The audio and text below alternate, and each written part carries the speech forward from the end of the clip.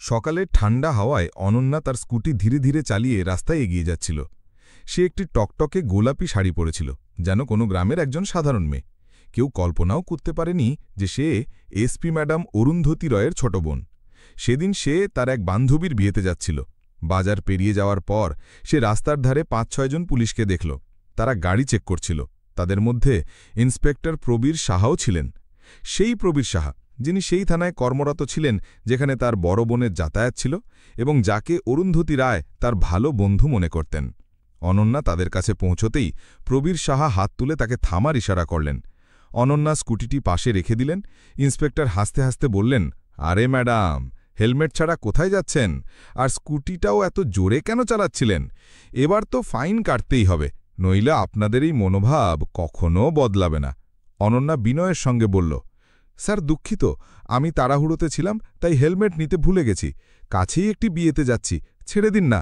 আর আমি স্কুটি জোরে চালাইনি, মাত্র ৩০ কিলোমিটার গতিতে ছিলাম। কিন্তু ইন্সপেক্টর প্রবীর সাহা রেগে গেলেন। তুই আমাদের শেখাবি আইন কি? বেশি বকবক করিস না, যা বলছি তাই মান। বেয়াদব মেয়ে, বড্ড বাড়াবাড়ি করছিস। এই বলে তিনি রাগে অনন্যার গালে একটি জোরে থাপ্পড় মারলেন। তখনও তিনি জানতেন না যে এটি কোনো সাধারণ মেয়ে নয়, বরং এসপি অরুন্ধতী রায়ের ছোট বোন। আশেপাশে কিছু লোক ভিড় করে তামাশা দেখতে লাগল, কিন্তু কেউ এগিয়ে কিছু বলার সাহস করছিল না। ইন্সপেক্টর চিৎকার করে বললেন, এটা তোর রাস্তা নাকি? যখন খুঁজি স্কুটি বের করে নিলি? বেশি নাটক করিস না, নইলে এক্ষুনি জেলে ভরে দেব। তাড়াতাড়ি ৫,০০০ টাকা ফাইন দে, নইলে স্কুটি সহ তোকে লকআপে ঢুকিয়ে দেব। অনন্যা হতবাক হয়ে গেল। সে বুঝতে পারল যে এই ইন্সপেক্টর আইনের অপব্যবহার করছে এবং নিজের অহংকারে মত্ত। সে শান্ত কণ্ঠে বলল, স্যার, দয়া করে আমাদের যেতে দিন। আমার কাছে ৫,০০০ টাকা দেওয়ার মতো টাকা নেই, আর এমন ছোট ভুলের জন্য এত বড় ফাইন হয় না। কিন্তু এই কথা শুনে ইন্সপেক্টর প্রবীর সাহা আরও রেগে গেলেন। দেখছি তোকে শিক্ষা দিতেই হবে। তোর মতো মেয়েদের আমি অনেক দেখেছি। হেলমেট পরতে জানিস না, আর তার ওপর মুখ চালাচ্ছিস। এখন ফাইন না দিলে লকআপে ঢুকিয়ে দেব। দেখি তুই কি করতে পারিস। পাশে দাঁড়ানো একজন কনস্টেবলকে ইশারা করলেন, চল একে থানায় নিয়ে যাই, বড্ড বেশি উঠছে। এবার একে মাটিতে নামাতেই হবে।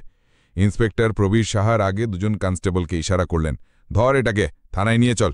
এই থানায় একে মজা দেখাবো, এভাবে মানবে না, এর আসল জায়গা দেখাতে হবে। দুজন কনস্টেবল এগিয়ে এসে অনন্যার ২ হাত ধরে ফেলল। অনন্যা ঝটকা দিয়ে হাত ছাড়িয়ে বলল, আমাকে হাত দিও না, জানিস না আমি কে? ভালো চাস আমাকে যেতে দে, নইলে যা হবে তার কল্পনাও করতে পারবি না। এই কথা শুনে ইন্সপেক্টরের মুখ লাল হয়ে গেল। তিনি রেগে গিয়ে আবার অনন্যার গালে একটি জোরে থাপ্পড় মারলেন। অনন্যা এতক্ষণ সব সহ্য করছিল, কিন্তু মনে মনে ঠিক করে ফেলেছিল যে এই অহংকারী ইন্সপেক্টরকে আইনের মাধ্যমে শিক্ষা দেবে। আশেপাশে দাঁড়ানোর লোকজন তামাশা দেখছিল, কিন্তু কেউ এগিয়ে কিছু বলার সাহস করছিল না। থাপ্পড় খেয়ে অনন্যা একটু টলে গেল, কিন্তু নিজেকে সামলে নিল। সে দীর্ঘ কণ্ঠে বলল, আপনি অকারণে একটি মেয়ের উপর হাত তুলছেন, এর শাস্তি আপনাকে পেতেই হবে। পরে খুব পস্তাবেন, এখনও সময় আছে, সংশোধন হয়ে যান। কিন্তু প্রবীর সাহা আরও রেগে গেলেন। বড্ড মুখ চলছে, নিয়ে চলে কে? কনস্টেবলরা অনন্যাকে শক্ত করে ধরে থানার দিকে নিয়ে গেল। থানায় পৌঁছতেই প্রবীর সাহা জোরে চিৎকার করে বললেন, কোথায় মরে গেলি সবাই? তাড়াতাড়ি চা নিয়ে আয়, একজন বিশেষ মেহমান এনেছি, এর আতিথেয়তা ভালোভাবে করতে হবে। একজন কনস্টেবল দৌড়ে চা নিয়ে এলো, আর প্রবীর সাহা আরাম করে ডেস্কে বসে গেলেন। এবার তোকে দেখাবো আমাদের ক্ষমতা। আইনের সঙ্গে পঙ্গা নিচ্ছিলি, এবার বুঝবি তোর আসল জায়গা কি। তিনি অকারণে অনন্যার বিরুদ্ধে মিথ্যা রিপোর্ট লিখলেন এবং বললেন, দেখলি রিপোর্ট তৈরি, এবার ভেতরে ঢুকিয়ে দাও, এর সব দম্ভিকতা বের করে দেব। কিছুক্ষণের মধ্যেই অনন্যাকে একটি নোংরা অন্ধকার লকআপে ঢুকিয়ে দেওয়া হলো, যেখানে বড় বড় মশা ভনভন করছিল এবং দুর্গন্ধে শ্বাস নেওয়া কঠিন হচ্ছিল। সময় ধীরে ধীরে কাটছিল। এমন সময়ে থানার দরজা খুলল। ভেতরে এসআই অশোক ব্যানার্জি এলেন। তার চোখ লকআপে দাঁড়ানো গোলাপি শাড়ি পরা মেয়েটার ওপর পড়ল। তিনি প্রবীর সাহাকে জিজ্ঞাসা করলেন, কি ব্যাপার, এটাকে লকআপে কেন ঢোকানো হয়েছে? প্রবীর সাহা নির্দ্বিধায় বললেন, স্যার, এই মেয়ে হেলমেট ছাড়া স্কুটি চালাচ্ছিল, আর জোরে চালাচ্ছিল। থামাতে গেলে বেয়াদবি করতে শুরু করল, তাই মজা দেখাতে এনেছি। অশোক ব্যানার্জি হেসে বললেন, ভালো করেছ, এদের বড্ড বেশি মনোভাব, আইনের সামনে নিজেদের খুব বড় মনে পারে। তিনি আসল কারণ জানার চেষ্টাও করলেন না, আর অনন্যার দিকে তাচ্ছিল্যের দৃষ্টিতে তাকালেন। অনন্যা বুঝে গেল যে এখানকার ২ অফিসারই আইনের রক্ষক নয়, বরং ভক্ষক। তার কাছে মোবাইল ছিল না, কারো কাছে সাহায্য চাওয়ার উপায়ও ছিল না, কিন্তু ভাগ্য তার সঙ্গে ছিল। সেদিন বিকেল ৪টের সময় তার বড় বোন এসপি অরুন্ধতী রায় কোনো কাজে থানায় এলেন। থানায় ঘুকতেই তার চোখ লকআপে দাঁড়ানো গোলাপি শাড়ি পরা একটি মেয়ের উপর পড়ল। তিনি তৎক্ষণাৎ চিনে ফেললেন, সেটি তার ছোট বোন অনন্যা। অরুন্ধতী রায় তৎক্ষণাৎ লকআপের দিকে এগিয়ে গেলেন এবং বিস্মিত হয়ে বললেন, অনন্যা, তুই এখানে কি করছিস?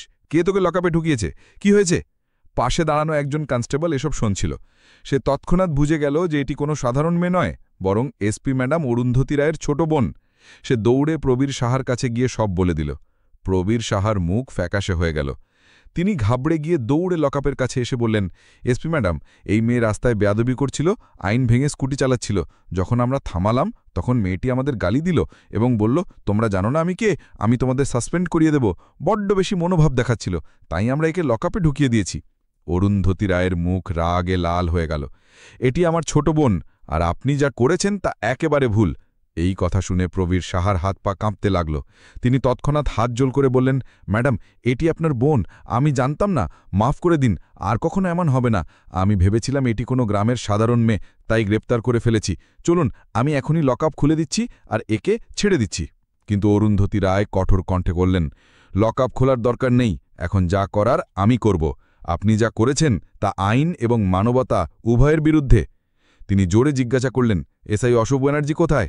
তখন অশোক ব্যানার্জি এগিয়ে এসে দাঁড়ালেন। জি বলুন ম্যাডাম। অরুন্ধতী রায় তার চোখের দিকে তাকিয়ে বললেন, আপনারা আমার বোনকে লকআপে কেন ঢুকিয়েছেন? পাশে দাঁড়ানো একজন কনস্টেবল তাড়াতাড়ি তালা খুলে অনন্যাকে বের করে আনল। অনন্যা বেরিয়ে এসে তার বড় বোনের কাছে গিয়ে পুরো ঘটনা বলল। রাস্তায় থামানো, অকারণে ফাইন দেওয়ার জন্য হুমকি, থাপ্পড় মারা এবং বেয়াদবি। অরুন্ধতী রায় সব শুনে বুঝে গেলেন যে প্রবীর সাহা এবং অশোক ব্যানার্জি দুজনেই তাদের উর্দি এবং পদের অপব্যবহার করেছেন। তার ভেতরের অফিসার এবং বড় বোন উভয়েই রাগে ফেটে পড়লেন। তিনি মনে মনে ঠিক করলেন, এই দুজনকে তাদের আসল জায়গা দেখাতে হবে। অকারণে আমার বোনের ওপর হাত তুলেছে, তাও দুবার, এবং আইনের ধৈর্য উড়িয়েছে। এখন এদের শাস্তি দিতেই হবে। গম্ভীর কণ্ঠে তিনি বললেন, এখন আপনারা বাঁচতে পারবেন না। আপনারা আইনের অপব্যবহার করেছেন এবং একটি মেয়ের ওপর হাত তুলেছেন। আমি আপনাদের সাসপেন্ড করিয়ে ছাড়ব। এরপর তিনি তৎক্ষণাৎ মোবাইল থেকে ডিএম সাহেবকে ফোন করে পুরো ঘটনা জানালেন। থানায় মুহূর্তে নীরবতা ছেয়ে গেল। প্রত্যেক পুলিশের মনে হচ্ছিল যে এই ঘটনায় এখন কেউ বাঁচতে পারবে না। থানায় একটা ভারী নীরবতা ছড়িয়ে পড়ল। এসপি অরুন্ধতী রায়ের কণ্ঠ ঠান্ডা ছিল, কিন্তু তাতে এমন ওজন ছিল যে সামনে দাঁড়ানো যে কেউ কাঁপতে শুরু করত। ডিএম সাহেব, আমার আপনার সঙ্গে তৎক্ষণাৎ দেখা করতে হবে। বিষয়টি গুরুতর। আমি আপনার অফিসে আসতে পারছি না, আপনাকে এখানে থানায় আসতে হবে। ফোন রাখতেই থানায় হট্টগোল শুরু হয়ে গেল। অশোক ব্যানার্জি এবং প্রবীর সাহা একে অপরের দিকে তাকাতে লাগলেন, যেন দুজনেই একে অপরকে দোষারোপ করছেন। বাকি কনস্টেবলরা চুপচাপ নিজ নিজ কোণে দাঁড়িয়ে গেল। প্রায় ৪৫ মিনিট পর থানার বাইরে সরকারি গাড়ির কাফেলা থামল। গাড়ি থেকে ডিএম সাহেব, তার সঙ্গে এসিএম এবং আরও দুজন অফিসার নামলেন। তাদের আসতেই আরও নীরব হয়ে গেল। এখন কারো মুখে হাসি তো দূর, চোখ মেলানোরও সাহস করছিল না। ডিএম সাহেব সোজা এসপি অরুন্ধতী রায়ের কাছে এসে বললেন, ম্যাডাম, আপনি ফোনে যা বলেছিলেন আমি পুরো বিষয়টি শুনতে চাই। অরুন্ধতী রায় তার বোনের দিকে ইশারা করে বললেন, এটি আমার ছোট বোন, কিন্তু প্রথমে আমি এটিকে একজন নাগরিক হিসাবে দেখছি, আমার বোন হিসাবে নয়। রাস্তায় এটিকে অকারণে থামানো হয়েছে, মিথ্যা ফাইন দেওয়ার জন্য হুমকি, থাপ্পড় মারা এবং বেয়াদবি, এবং তারপর থানায় নোংরা লকআপে ঢোকানো হয়েছে, তাও কোনো বৈধ আইনি প্রক্রিয়া ছাড়া। আমি চাই আপনি এই ঘটনার তদন্ত এক্ষুনি এবং এখানেই শুরু করুন। ডিএম সাহেব গম্ভীরভাবে মাথা নাড়লেন। ঠিক আছে, এক্ষুনি তদন্ত শুরু হচ্ছে। প্রথমে ডিএম আদেশ দিলেন যে যেখানে ঘটনা ঘটেছে সেখান থেকে তৎক্ষণাৎ কোনো নাগরিককে এনে বয়ান নেওয়া হোক এবং থানায় থাকা সিসিটিভি ফুটেজও পেশ করা হোক। থানার একজন কনস্টেবল আসতে বলল, স্যার, ঘটনার সময় রাস্তায় কিছু লোক মোবাইলে ভিডিও করছিল, তাদের তাড়াতাড়ি ডেকে আনুন। 2 ঘন্টার মধ্যে 3 জন লোক থানায় পৌঁছল। তাদের মধ্যে একজন বয়স্ক দোকানদার ছিলেন। তিনি স্পষ্ট বললেন, আমি নিজের চোখে দেখেছি মেয়েটি স্কুটি ধীরে চালাচ্ছিল, হেলমেট ছিল না এটা ঠিক, কিন্তু সে কারো সঙ্গে বেয়াদবি করেনি। উল্টো ইন্সপেক্টর সাহেব তাকে জোরে থাপ্পড় মেরেছেন এবং খুব খারাপ কথা বলেছেন। দ্বিতীয় সাক্ষী একজন কলেজ ছাত্র মোবাইলে তোলা ভিডিও দেখালো। ভিডিওতে স্পষ্ট দেখা যাচ্ছিল প্রবীর সাহা অনন্যাকে থাপ্পড় মারছেন, ৫,০০০ টাকা ফাইন নেওয়ার হুমকি দিচ্ছেন এবং আশেপাশের লোক দেখছে। তৃতীয় সাক্ষীও একই বয়ান দিল। ডিএম প্রবীর সাহাকে বললেন, গ্রেপ্তারের কি কারণ লিখেছেন? প্রবীর সাহা ঘাম মুছতে মুছতে বললেন, স্যার, মেয়েটি আমাদের গালি দিয়েছে এবং হুমকি দিয়েছে। ডিএম তৎক্ষণাৎ টোকা দিয়ে বললেন, এই অভিযোগ প্রমাণ করার জন্য আপনার কাছে কি প্রমাণ আছে? প্রবীর সাহা নীরব হয়ে গেলেন। এবার থানার সিসিটিভি ফুটেজের পালা। ফুটেজে দেখা গেল অনন্যাকে কোনো জিজ্ঞাসাবাদ ছাড়া সোজা লকআপে ঢোকানো হচ্ছে। প্রবীর সাহা এবং অশোক ব্যানার্জি দুজনে মিলে হাসতে হাসতে কথা বলছেন এবং কোনো লিখিত বয়ান বা গ্রেফতারের কাগজ তৈরি করা হয়নি। ডিএম ফুটেজ থামিয়ে বললেন, এটি সম্পূর্ণ অবৈধ হেফাজত, ভারতীয় দণ্ডবিধি এবং পুলিশ অ্যাক্টের অধীনে এটি গুরুতর অপরাধ। ডিএম অশোক ব্যানার্জিকে জিজ্ঞাসা করলেন, এসআই সাহেব, থানার প্রধান হিসাবে আপনার দায়িত্ব ছিল যে কোনো নাগরিকের সঙ্গে আইন অনুযায়ী ব্যবহার করা, আপনি ব্যবস্থা কেন নেননি? অশোক ব্যানার্জি অনিচ্ছায় বললেন, স্যার, আমি ভেবেছিলাম ইন্সপেক্টর ঠিক আছে এবং মেয়েটি সত্যিই বেয়াদবি করছে। ডিএম তীক্ষ্ণ দৃষ্টিতে তাকিয়ে বললেন, ভাবা আইনের ভিত্তিতে নয়, প্রমাণ এবং প্রক্রিয়ার ভিত্তিতে চলে। আপনি না তদন্ত করেছেন না থামানোর চেষ্টা করেছেন, এর মানে আপনি এই অবৈধ কাজে সমানভাবে অংশীদার। প্রায় ৩ ঘণ্টার জিজ্ঞাসাবাদ, সাক্ষীদের বয়ান এবং প্রমাণ পরীক্ষার পর ডিএম সাহেব তার রায় ঘোষণা করলেন। ইন্সপেক্টর প্রবীর সাহা এবং এসআই অশোক ব্যানার্জি দুজনকেই তাৎক্ষণিক সাসপেন্ড করা হলো। তাদের বিরুদ্ধে বিভাগীয় তদন্ত এবং আইপিসির ধারা ৩২৩ মারপিট, ৪৪১ অবৈধভাবে আটকানো এবং ১৬৭ আইনের বিরুদ্ধে কাজে অধীনে মামলা দায়ের করা হবে। থানায় উপস্থিত সব পুলিশ প্রথমবার দেখল যে ঊর্ধ্বপড়া ব্যক্তিরাও আইনের সামনে নত হতে পারে। প্রবীর সাহা এবং অশোক ব্যানার্জির মুখ ফ্যাকাশে হয়ে গেল এবং তার মাথা নিচু করে নীরবে দাঁড়িয়ে রইল। অরুন্ধতী রায় তার বোনের দিকে তাকালেন। তার চোখে গর্ব এবং উদ্বেগ দুটোই ছিল। বোন, আজ তুই অনেক কিছু সহ্য করেছিস, কিন্তু তুই কোনো অন্যায় দাবির কাছে মাথা নত করে চুপ থাকিসনি। এই সাহসী একজন সাধারণ নাগরিকের থাকা উচিত। অনন্যা হালকা হেসে বলল, দিদি, আজ বুঝলাম আইনের সঠিক ব্যবহার কত জরুরি আর ভুল হাতে পড়লে কত বিপজ্জনক। ডিএম সাহেব চলে যাওয়ার সময় বললেন, এই ঘটনা পুরো জেলার জন্য একটি দৃষ্টান্ত হয়ে থাকবে যে আইন সবার জন্য সমান, সে পুলিশ হোক বা সাধারণ নাগরিক। সেদিনের পর থেকে সেই থানায় প্রতিটি পুলিশের ব্যবহারে পরিবর্তন দেখা গেল। কেউ অকারণে ফাইন কাটা বা হুমকি দেওয়ার সাহস করত না, কারণ সবাই দেখে ফেলেছিল যে আইনের আয়না সবাইকে একইভাবে দেখায়। তো বন্ধুরা, এই ভিডিওটি আপনাদের কাছে কেমন লেগেছে অবশ্যই কমেন্টে জানিয়ে দেবেন। আর ভিডিওটি যদি আপনাদের কাছে একটু ভালো লেগে থাকে, প্লিজ চ্যানেলটি সাবস্ক্রাইব করে বেল আইকনটি অন করে দিন এবং লাইক কমেন্ট শেয়ার করে আপনার বন্ধুদের মাঝে ছড়িয়ে দিন। ভালো থাকবেন, সুস্থ থাকবেন এবং আমাদের বাংলা গল্পের আসর ২০২৫ এই চ্যানেলের সাথেও থাকবেন। এতক্ষণ আমাদের ভিডিওটি দেখার জন্য ধন্যবাদ।